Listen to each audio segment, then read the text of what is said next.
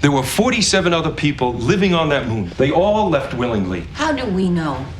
All we know is that they obeyed the order to leave. And so will these people. As a resistance fighter against the Cardassian Union suppression forces, Kira Nerys often didn't have to worry about the rules. It was pretty simple. The Cardassians had something the Bajorans didn't want them to have, or were in a place that the Bajorans didn't want them to be in. A cell from the Resistance would decide to remedy this problem, and then a lot of death would occur. The fallout rarely was a consideration of the Resistance group. Either they won and were able to kill Cardassians and or get whatever the Cardassians had, or they failed and most likely every one of them was dead. They would then move on to the next operation, or the next cell would move on to the next operation. Long-term ambitions weren't a concern. Yet. However, all of that changed the moment the Bajorans won. With victory, the Society realized that a government would need to be in place. Unfortunately, a unifying administration couldn't be decided upon, and so the Bajoran Provisional Government was set up in lieu of anarchy. They would be the governing body until something more stable had taken its place. Almost immediately, the Bajoran people would want civil war. They knew that they wanted freedom, they just had different thoughts on what freedom looked like. Somehow, the Provisional Government would retain initial power, and for a brief moment at least, the other factions would not challenge them. The unfortunate thing about governing, though, is, well, ultimately governments have to pick winners and losers in several different arenas. Certainly a government tries to help all of its people, but unfortunately, when there is scarcity and only so much can go around, you have to give as much as possible to as many as possible, even at the expense of others. It's ironic that Bajor has scarcity given that another organization with unlimited resources has agreed to help them but holds back all of the information and only guides how fast they can grow. Huh. That sounds kind of familiar. Anyway, after having lived most of her youth as a freedom fighter, Kira would now be placed in the position of government enforcer. For the purposes of this video, we're going to be analyzing two specific situations with her in that role, specifically the Deep Space Nine episodes Progress and Shakar. At least you're not the type that's going to dispossess a man on an empty stomach. Wouldn't think of it. Well, that's good, because these roots are going to take 3 hours to soften. What? For those who haven't seen Progress in a while, the Bajoran Provisional Government discovered a way to excise heat from one of Bajor's moons and utilize it to keep the homes of tens of thousands, if not more, Bajorans warm. They have one of two ways of obtaining said heat. The faster way is devastating to the ecosystem of the moon and will require evacuation of citizens from their homes on the moon, displacing them. The longer way won't cause any harm, but will take a year or more. However, during this later time, people will freeze and possibly starve. And the Federation will just watch it happen. Pragmatically, it's obvious that the government should choose to displace hundreds to help or save thousands to tens of thousands. And with this plan set, everyone moves except one old man and two of his assistants, and the assistants can't talk. Moving the man off his property that is legally his, well, it's questionably legally his, but we'll just assume that it is. Anyway, moving him off the land will fall on everyone's beloved Major Kira Nerys. It's always curious to consider these kinds of situations. When the Cardassians were strip mining the planet, bleeding it dry, they were doing things similar to what the Provisional Government is doing now. The difference is, they care for the people. The officials of the Provisional Government have no want to hurt this man, but there is a greater need, and so force may have to be used. Oh sure, it's not the Cardassian use of extreme force, but it's still state-sanctioned violence nonetheless. People who were minding their own business were now being told at the point of a gun that they would be moving, and all of their things would be taken with them. Hell, literally Kira burns the man's home down to get him to leave. Let's get into the episode proper, though.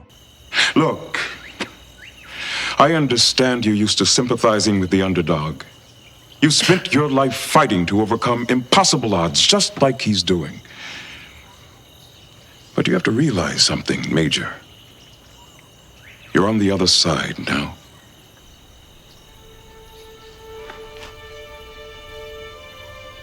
Pretty uncomfortable, isn't it?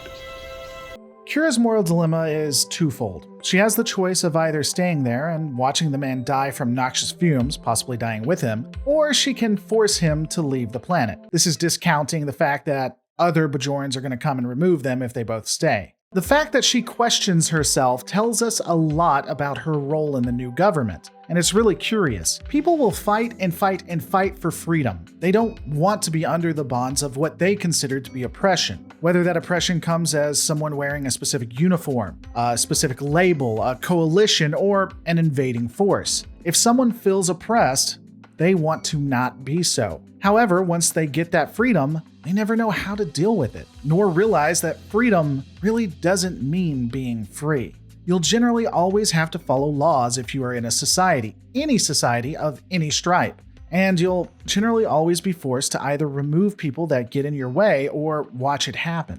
Oppression doesn't mean that uniforms won't force you to do what they say. It's how they force you to do it. In this situation, the man we meet had escaped from a Cardassian enslavement camp. He had found a spot on the Bajoran moon and created a life for himself. He took in 2 refugees and was simply happy to exist. When the Bajorans had won independence and then decided that his land was worth more to them than it was to him, he chose to ignore the order to leave. He would rather die than move. It didn't matter if they wore a Cardassian uniform or a Bajoran one. And ultimately, to get him to realize that he wasn't going to win, Kira destroyed everything he had. In this instance, I would have to say that the choice for Kira to destroy his home and the government to move him off his land was the best one. It's hard to keep your kids warm based on the morality that an old man got to keep his hut. What would the government have said to the thousands of families with children that needed the warmth? I'm really sorry about that. I hope you can find some extra warm blankets. Hell, this was even a minor inconvenience to the man and his assistants. He would be well taken care of by the Bajoran government. He wasn't going to be put out on the streets. Dialogue does indicate he would have had his own home, his own things, and this was going to help people. Is it the best thing ever? No. Was it someone's rights trampled? Maybe. Depends on how the government's property rights are written. But they are doing it for the betterment of the most people, which sounds horrifying when taken too far. I often argue against how the Federation shouldn't have left its citizens to the tender mercies of the Cardassians, but it is required in moderation, like removing one person to help tens of thousands. The problem presented in the episode Progress is one that most all of us can agree on. One person's happiness with a small house is not worth the suffering of tens of thousands. However, it's not so straightforward with the DS9 episode Shakar. After years of research, the Agricultural Ministry has finally developed reclamators which can detoxify the soil and make it fertile again. If we can attract interstellar commerce to Bajor, it will only enhance our application for membership in the Federation. Unfortunately, a group of farmers who were allowed to use the reclamators in another province are now refusing to return them. For those who need a refresher of that episode, Bajor has finally started becoming its own power. This is a couple of years after what happened with the man. The people are largely at a point where their needs are attended and Bajor has become self-sustaining, or is very close. At this point, they now have to look at expansion. Bajor has the prospect of being an inter-sector power. And what's the best way for that to happen? Well, economics, my lad. Apparently, being an agri-world does have its benefits, even if you are still a bit of a backwater. Which, when I think about Bajor's state, is kind of confusing. Picard specifically states that the wormhole makes the area one of the most important, if not the most vital, place in the sector. We also know that there is a lot of trade going on, so why is Bajor still not on its feet? Starfleet tariffs must be insane. Maurice was sent here by the Kai with orders to convince us to return the reclamators to the government. And you said no. I said I'd have to think about it. There's not much to think about, Shakar, you know that. Tell the Kai, or the First Minister, or whatever she wants to be called these days, that the answer is no. Anyway, what occurs in Shakar is that several farmers who used to be in the Resistance have been given reclamators to rejuvenate their land so they can one day have higher crop yields. However, due to changes in the Bajoran administration, and some deaths, what was promised to be a year lease is now just a few months as the government is demanding to have its machinery back. This part is vital. The farming equipment doesn't belong to them. It is the property of the Bajoran provisional government. Additionally, the equipment being taken back is apparently legal. Neither Shakar, the leaders of the farmers and neo-resistance cells, nor Nerys, the government enforcer, state that what is being requested by the government is illegal. It's just immoral. Apparently, Bajorans don't know how to create strong binding contracts based on all of this. Additionally, there doesn't appear to be any negative impacts to the farmers beyond the fact that they don't produce as much as they would like. We're never given any indication that without the Reclamators they would starve. It would be pretty hard to starve given that we know Bajorans have replicator technology and that the Federation is willing to help with medicine at a minimum. And my arm replaced. And I thought about it. I even saw a Federation doctor about it. She said, no problem, Pharrell. Can have a new arm in less than a week. It'll have full range of motion and feel just like your own. So really, it comes down to the fact that they were promised one thing, and that one thing is taken away. And it'll be taken away at least for the foreseeable future. They won't be able to have the crop yields that they wanted.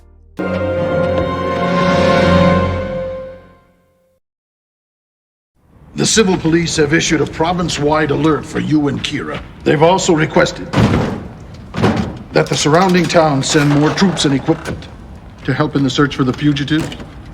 Now there's a familiar word. Haven't been called that in a while. Kind of missed it. In the face of this, Shakar mobilizes fellow farmers and former resistance members all around him. He hides said reclamators, arms his people, and reforms the resistance cells in the various provinces, though no engagements would occur just yet. The government, likewise, would not be acting rationally, sending more and more troops in to catch Shakar and suspend the local governments within the region. Let me be clear. Of the many sins Kai Wynn has perpetuated, the suspension of the local governments was likely the only one in this situation. Shakar had no legal rights to the Reclamators, and it's arguable if getting Bajor back on the intergalactic map should come before his land gets fixed, especially when we have no reason to believe that they can't take care of themselves until the other project is done. However, removing the local governing authority without cause, as it appears to be, is a move that the Cardassians would be proud of. I'm assuming Kai Wynn did this without provocation. And in all of this mess, where does Kira fit in? Once again, as one of the most important Bajoran military officers, she is dispatched to ask for the Reclamators back. She attempts to broker peace between the two sides, but when Wynn lies to her, "You're under arrest. Wait a minute, on whose authority? Our orders came directly from the office of the First Minister. She lied to me. She's good at it, Narius. Don't feel bad. If you'll come with us." Yeah, all right. I just want to make one thing clear. she attacks Bajoran officers and assists in the rebellion of the provisional government. She has returned to being a resistance cell member and is helping to start a civil war, though how effective the rebellion would be is questionable. At a minimum, she easily jumps back to killing, even if that means killing Bajorans. And on another note, Starfleet's choice to not interfere is one that's also odd. Kai Wynn asks Space Jesus if he will dispatch Federation search teams to find the rebels. Sisko, understandably, says no. Adami threatens to toss out Starfleet if they won't help, and Sisko says that's an overreaction. He is right, it is an overreaction. However, why doesn't he just give them some Federation reclamators? There is a time crunch, but surely Starfleet engineers can either build some close by or there's a station that will get there before the season ends and they can't get out the exports. We even see the Federation do this for Cardassia, and as stated, Starfleet is making bank from that wormhole, so it just kinda makes you think.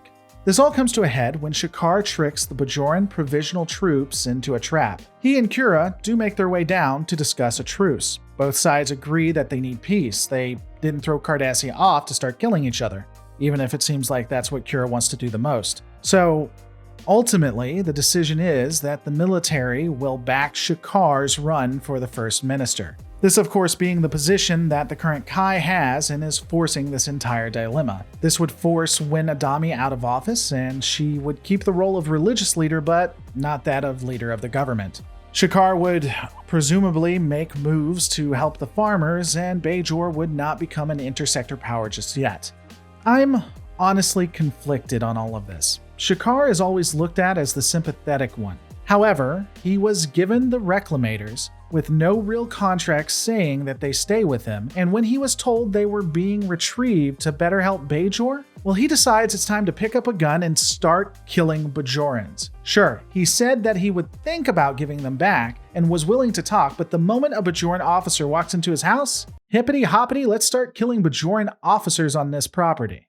And I hate to say it, but Kai Wynn was pretty reasonable, even at the point of having him arrested. She only becomes unreasonable when she started suspending and federalizing provinces she didn't have to. She went too far. Which, of course, I know that she had to. The writers of Star Trek knew that a 30-something single dad would be analyzing this to the nines one day, and wanted to ensure that my comments section would have people pointing that fact out endlessly, even though I've addressed it here.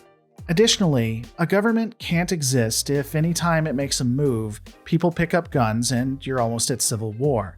And then they kind of just agree with the person who wanted to start the civil war. It just won't last. At the end of the day, both Progress and Shakar showed one thing. No matter which government you're under, said government would be in the business of picking winners and losers. It's just the type of government and who was the winners and who was the losers. The Bajoran Provisional Government wanted to help everybody, but they couldn't, so they helped the most they could. The Cardassians only cared about helping Cardassians. There is a gray line between legitimate government and oppressive regime. It seems like it can be hard to determine which is which.